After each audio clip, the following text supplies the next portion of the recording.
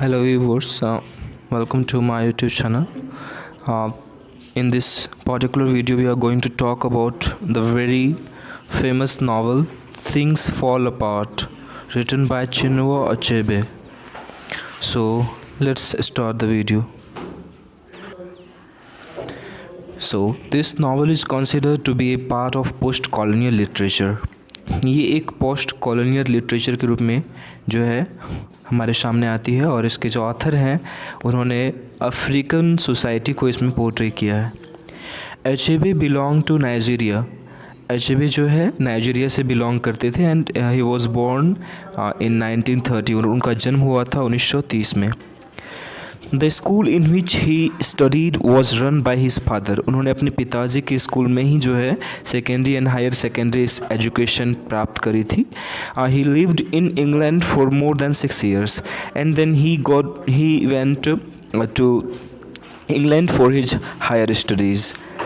After returning, लौटने के बाद, he wrote this very powerful novel. उन्होंने इस नावल को वहाँ से लौटने के बाद जो है लिखी, विच वॉज पब्लिश्ड इन 1958, जो कि 1958 में पब्लिश हुई थी। So the novel was published in 1958. It records the changes that takes place in Africa. Africa में जो चेंजेज आए कॉलोनियलिज्म की वजह से, यानी इंग्लैंड ने जो अमेरिका को एक कॉलोनी बनाया, एक गुलाम बनाया, तो उसमें जो चेंजेज आए अफ्रीकन सोसाइटी में उसको इसमें मार्क किया गया है। It can also be considered an introduction to the Igbo community. एक कम्युनिटी होती है अफ्रीका में, इग्बो, तो उन प्रजाति के बारे में भी हमें बहुत कुछ पता चलता है इस नावल से। It is also about the value of native culture, और इसमें कल्चर के इम्पोर्टेंस को भी समझाया गया है। The novel is 25 chapters which has several characters. Novel में टोटल 25 चैप्टर्स हैं जिसमें कि बहुत सारे कैरेक्टर्स भी हैं। So the problem we face particularly the Indian students face that the names of the characters के नाम काफ़ी मुश्किल होंगे, तो आप उन्हें यदि बार बार जो है दोहराएं तो शायद वो क्लियर हो पाए। तो इसका जो लीडिंग कैरेक्टर है ओकोनक्वो जो है one of the leaders of the clan Umuofia जहाँ वो रहता है, वो एक छोटा सा लोकेलिटी है, वहाँ का वो लीडर के तौर पर, यानी वो रिप्रेजेंट करता है उमोफिया को, वहाँ का सबसे पावरफुल आदमी है। There is also another character, another clan Mbanta. वहाँ पर एक और आपको इसके लोकेलिटी की बात करी जाएगी जहाँ पर उसके मैटरनल अंकल यूचेंदू रहते हैं। मबांटा और उमोफिया दो जगह हो गई जहाँ पर इनके लाइफ का फेज जो है अलग अलग जगह, दो जगहों पर बीतता है, तो उनमें से एक मबांटा भी है जो कि लेटर लाइफ जो है वहाँ पर ये स्पेंड करते हैं। There is also another clan Mbanta, ठीक है। तो the name of the Okonkwo's father's was Unoka इनके पिता हैं। ओकोनको के पिता का नाम है उनोका, और इनका एक सबसे बड़ा बेटा है जिनका नाम है नवोए। और एक और कैरेक्टर जो कि इम्पोर्टेंट है, 14 साल का एक लड़का जिनका नाम होता है एकेमे फ्यूना। और अमेरिका जो कि इनका एक फ्रेंड है, ये भी इम्पोर्टेंट कैरेक्टर है। यूचेंदू जो कि मैंने कहा कि मबांटा में इनके जो है मैटरनल अंकल रहते हैं, उनका नाम यूचेंदू है। सियालो एक प्रिस्टेस है, ये भी इम्पोर्टेंट है क्योंकि इनका भी एक इम्पोर्टेंट रोल होता है इनके लाइफ के चेंज में। इनोक और इक्वेफी इनका जो एक वन ऑफ द वाइफ्स, इनकी चूँकि ढेर सारी पत्नियां हैं, यहाँ पर वैसे 3 जिक्र किया जाता है, कहीं पर 3 पत्नियां और 10 बच्चे। उनमें से एक एजिनमा जो इनकी बेटी थी, इन्हीं से थी, और वो काफ़ी इम्पोर्टेंट है इनके लिए क्योंकि ये इनके मन के अनुकूल था। ये काफ़ी ज़्यादा इन्हें पसंद करते थे, इस अपने संतान को। बेटी थी एक्चुअली, लेकिन वो चाहते थे कि काश ये बेटे के रूप में पैदा हुई होती तो मैं ज़्यादा खुश होता, क्योंकि इनकी बातों को वो बेहतर समझती थी बेटे से भी ज़्यादा। मिस्टर ब्राउन और रेवरेंड जेम्स स्मिथ दो और कैरेक्टर्स हैं जो कि इंग्लिश मैन के कैरेक्टर्स हैं। जब कॉलोनाइज करने आते हैं ये लोग, तो इनमें से 2 ये कैरेक्टर बहुत ही इंपॉर्टेंट होते हैं। मिस्टर ब्राउन थोड़ा सिंपल सा इंसान है, काइंड है, बट रेवरेंड जेम्स स्मिथ काफ़ी क्रूअल किस्म का इंसान है। वो बहुत ही ज़्यादा ऑपरेशन यानी बहुत ही ज़्यादा परेशान करता है वहाँ के लोगों को। आगे बढ़ें तो द फादर ऑफ ओकोनको जिनका नाम उनोका है, एन अकबाला, इनको एक अकबाला कंसिडर किया जाता है। अब ये अकबाला क्या होता है? अकबाला ऐसे व्यक्ति को कहा जाता है अफ्रीका में जो कि वीक होते हैं, और लाइक वो वीक लिखा हुआ है मैंने, वीक लाइक अ वुमन, या फिर बिना काम का एक कमज़ोर किस्म का इंसान in the views of him. यानी उनके पिता यूनोका जो है ओकोंको की नज़र में एक कमज़ोर इंसान है। At the same time he had well known fame of defeating undefeated wrestler. अब आप सोच रहे होंगे कि आखिर ये इतना इम्पोर्टेंट, इतना पावरफुल हुआ कैसे? तो इन्होंने एक बहुत ही लंबे अरसे तक एक रेसलर था जिनको कोई डिफीट नहीं कर पाया था, तो उनको इन्होंने डिफीट किया। इस वजह से इन्हें एक जो है अचानक से एक फेम मिली, जो कि इनके लिए बहुत बड़ी बात थी। So here it is observed that as usual in African society who is not powerful, successful and money is considered useless. यानी एज यूजुअल, जैसा कि हम अपने समाज में भी देखते हैं, जिनके पास पैसे नहीं होते, जिनके पास पावर नहीं होता, जो सक्सेसफुल नहीं होता, उनकी कोई वैल्यू नहीं होती है। So he decided not to be like his father. वो चाहता था कि वो अपने पिता जैसा ना बने। He wanted to be brave, वो बहादुर, पावरफुल एंड डोमिनेटिंग, यानी वो पावरफुल बनना चाहता था, साथ ही साथ डोमिनेटिंग कहा जाता है, यानी हर किसी पर ये हावी होना चाहता था, हर फैसला चाहता था कि ये अपने सिरे से ले। आगे बढ़े तो मीनवाइल वन डे ही बीट्स हिज यंगेस्ट वाइफ। एक दिन क्या होता है कि वो अपनी पत्नी, सबसे जो बाद वाली पत्नी है, उसको पीटता है just because the lunch was not ready. कारण ये होता है कि वो खाना तैयार करके नहीं रखती है। ही बीट्स हर वायलेंटली, वो काफ़ी ज़्यादा बुरे तरीके से उसके साथ जो है मारपीट करता है। That other wives came to protect her, कि दूसरी पत्नियां उन्हें बचाने आती हैं। इससे पहले मैं थोड़ी सी वाक़या आपको बता दूं कि इनमें से इसी के परिवार में से किसी महिला की मौत हो जाती है किसी और के वजह से, और वहाँ से जो एक व्यक्ति लाया जाता है, एक बच्चा लाया जाता है, वो इकेमे फ्यूना है। यानी वो लड़का किसी और लड़की के बदले, किसी औरत के बदले आता है इनके परिवार में रहने के लिए, जो कि बाद में चलकर इसे काफ़ी ज़्यादा इससे लगाव भी हो जाता है। इसके खुद के बेटे नवॉय से इन दोनों के बीच काफ़ी अच्छा रिलेशनशिप हो जाता है। तो इट हैज़ बीन 3 years, अब 3 साल हो चुके हैं। Ikemefuna has been residing in his house. Ikemefuna जो है इन्हीं के घर में रह रहा है। अब द प्रिस्टेस, मैंने जो बात करी थी, एक प्रिस्टेस थी, वांट्स हिज ब्लड। अब देखिए ये प्रिस्टेस जो है वो ओकोंको को कहती है कि मुझे उसका खून चाहिए, मैं खून पीना चाहती हूँ इकेमे फ्यूना का।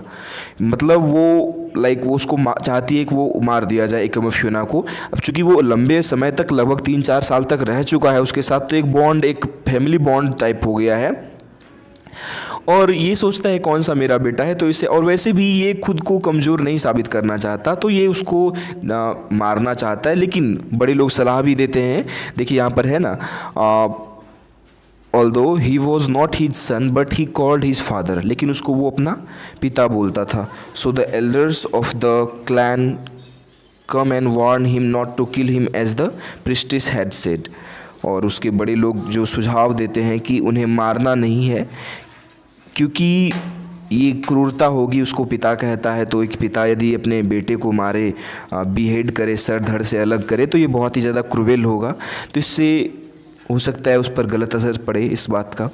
But since he doesn't want to be considered weak, लेकिन वो चाहता है कि लोग उसे कमज़ोर ना समझें, बुज़दिल ना समझें। He decides to kill the boy himself, इसीलिए वो फैसला लेता है कि वो खुद ही उस लड़के को मारेगा, इकेमे फ्यूना को। In between he observes that Ikemefuna is more efficient, और साथ ही साथ ये भी वो ऑब्ज़र्व करता है कि इकेमे फ्यूना जो है वैसे मारना नहीं चाहता था, क्योंकि वो खुद के बेटे से ज़्यादा शक्तिशाली था then his own son. Nwoye जो इनका अपना बेटा था उनसे ज़्यादा पावरफुल था। Finally they leave and Okonkwo says that he will get him to his house. तो ओकोंको जो है इकेमे फ्यूना को ये कहकर ले जाता है कि मैं तुम्हें तुम्हारे घर छोड़ने जा रहा हूँ, और that he will get him to his house. But soon he finds, लेकिन इकेमे फ्यूना को रास्ते का पता चल जाता है, और उसे लगता है कि वो ये तो उनके घर का रास्ता नहीं है। वही लिखा हुआ है मैंने कि soon he finds that this is not the way to his house. They are followed by 2 other man, उसके पीछे 2 और आदमी होते हैं, who attempt to kill him, जो उसे मारने की कोशिश करते हैं और उनके ऊपर वार भी करते हैं। एक तरफ से उनका गला कट जाता है थोड़ा सा, एंड ही रन्स टुवार्ड्स ओकोनको, और वो ओकोनको की तरफ जाता है खुद को प्रोटेक्ट करने के लिए, and says that please save me, कि मुझे बचा लीजिए, they are going to kill me, वे मुझे मारने वाले हैं। But something more unexpected happens to Ikemefuna, Ikemefuna के साथ वो होता है जो उसने कभी एक्सपेक्ट नहीं करा था। ही इज़ किल्ड, यानी एक तरफ से तो इसका गला कट ही चुका था, दूसरी तरफ से ये खुद ओकोनको काट देता है, यानी उसका सर धड़ से अलग कर देता है बाय हिज सपोज्ड फादर, जिसको वो पिता कहता था। Nwoye comes to know all this, Nwoye को ये सारी बात पता चल जाती है कि मेरे पिता ने, ओकोनको ने जो है मेरे भाई जैसे जो है इकोमोफ्यूना को मार दिया है। They had grown up together and developed a bond, क्योंकि उनके बीच एक बॉन्ड डेवलप हो गया था, वे साथ बड़े हुए थे, तो एक तरह का एक कनेक्शन था वो था। He is unable to sleep. अब देखिए ये इतना ज़्यादा असर पड़ता है इस घटना का उसके लाइफ के ऊपर कि वो 2 दिनों तक सो नहीं पाता है, कुछ दिनों तक, 2-3 दिनों तक ना ही कुछ खा पाता है ना ही सो पाता है। वास्तव में वह कमज़ोर है, लेकिन he pretends to not to be like weak, like his father, अपने पिता की तरह। He goes to attend the funeral of the elder of his clan, यानी अपने ही गांव के या समाज के कह सकते हैं एक एल्डर के, बड़े के किसी के श्राद्ध में जाता है, फ्यूनरल में जाता है, where he kills a young boy while performing the rituals with gun shots in air. अब अफ्रीका में ये रिवाज है कि यदि कोई मरता है या किसी के फ्यूनरल में बंदूकें चलाई जाती है, हवा में बंदूक छोड़ा जाता है, तो उसी क्रम में क्या होता है कि बंदूक से काफ़ी धुआं निकलता है और उसी धुएं में एक बंदूक की जो एक गोली होती है, उस बूढ़े व्यक्ति जिसकी फ्यूनरल थी उसी के बेटे की मौत हो जाती है। अब इसको अंजाम तो पता है कि मैंने किसी बेटे को, चाहे वो गलती से क्यों नहीं मारा हो, जो समाज का नियम है, यदि इसने किसी के बेटे को मारा तो इसके बेटे को भी मारा जाएगा, यानी इसका एकमात्र बेटा जो नवोए है उसको मार दिया जाएगा। तो he decides to leave that because he knows that if he doesn't do so his son would be killed, मतलब वो वह जगह छोड़ने का फैसला लेता है, क्योंकि यदि वो ऐसा नहीं करेगा तो उसके बेटे को मार दिया जाएगा। और अब ये कहाँ जाता है? ये जाता है वही दूसरा जगह जहाँ इसके मैटरनल अंकल यानी मामा रहते हैं, उस जगह का, उस क्लैन का नाम है Mbanta. They leave for Mbanta where his maternal uncle lives, जैसा कि मैंने कहा कि वे मबांटा चले जाते हैं जहां उनके मामा रहते हैं। द एंग्री पीपल ऑफ उमोफिया, उमोफिया के जो जहाँ की वो पहले रहा था, उमोफिया के क्लैन के जो लोग थे जो गुस्से में थे काफ़ी ज़्यादा, वो उनका घर जला देते हैं, उनके जानवरों को जला देते हैं, एंड फील्ड्स, और उनके खेतों को भी जला देते हैं। After 7 years of exile, exile का अर्थ वनवास होता है, यानी अब चूंकि मबांटा में उसको 7 साल लगभग बीतने को है, he comes to know the news, उसी बीच इसको ये पता चलती है इसके फ्रेंड से कि white people have come to Umuofia, कि उमोफिया में जो है अब अंग्रेज़ लोग आ चुके हैं। He also comes to know that, ये उसे यह भी बात पता चलती है like the other people of Umuofia, यानी वो उमोफिया के और लोगों की तरह his own son Nwoye has converted to Christianity. अब देखिए क्रिश्चियनिटी से इतने ज़्यादा इन्फ्लुएंस्ड हो चुके हैं यहाँ के लोग, यानी देखिए क्या होता है, वास्तव में शॉर्ट में बताना चाहता हूँ कि वहाँ के लोगों के साथ होता क्या है कि जैसे ही अंग्रेज़ लोग आते हैं सबसे पहले वहाँ एक हॉस्पिटल खोलते हैं, हॉस्पिटल में एक अलग तरह से उपचार किया जाता है। पहले यहाँ लोग जड़ी बूटी से अपना उपचार करते थे, लेकिन हॉस्पिटल के उपचार से प्रभावित होते हैं यहाँ के लोग और सोचते हैं चलो कुछ तो हम लोगों का फ़ायदा है। इसके अलावा और भी चीज़ें कराई जाती है, जैसे कि उनसे पूछा जाता है कि तुम लोगों की भाषा क्या है, तुम लोगों की भाषा, तो जो ये भाषा अपना बताते हैं, तो इनका जवाब था कि हम लोग तो बहुत सारी भाषाएं बोलते हैं। तो अंग्रेज़ों ने इनसे कहा कि आप लोग अंग्रेज़ी क्यों नहीं सीखते, तो वहाँ के लोगों के लिए एक स्कूल खोली जाती है और वहाँ पर अंग्रेज़ी सिखाई जाती है। और इस तरह से लोग, और उसी तरह से जीसस के बारे में उन्हें बताया जाता है, गॉड के बारे में। ये लोग चूँकि बहुत सारा गॉड मानते हैं, उनमें से एक गॉड चौकवो भी एक गॉड था, तो यानी और बहुत सारी अंधविश्वास है, सुपरस्टिशंस हैं, तो बहुत लोग इनसे प्रभावित होकर, अंग्रेज लोग से प्रभावित होकर ये लोग क्रिश्चियनिटी में कन्वर्ट हो जाते हैं, यानी क्रिश्चियन धर्म को अपना लेते हैं। He waits for him in that night, उस रात वो अपने बेटे का इंतज़ार करते हैं and tries to kill him, वो अपने बेटे को भी मारने का प्रयास करते हैं क्योंकि उन्हें लगता है कि उनका बेटा उनकी बातों को नहीं मान रहा है और उनके खिलाफ जा रहा है। But he is protected by his mother, उनकी माँ और उसकी अन्य पत्नियों द्वारा उसे बचा लिया जाता है। ही स्केप्स एंड नेवर रिटर्न्स, और वो भाग जाता है नवॉय और फिर वापस कभी नहीं आता है। Finally they return to Umuofia, और जो है अब वे लौटते हैं उमोफिया।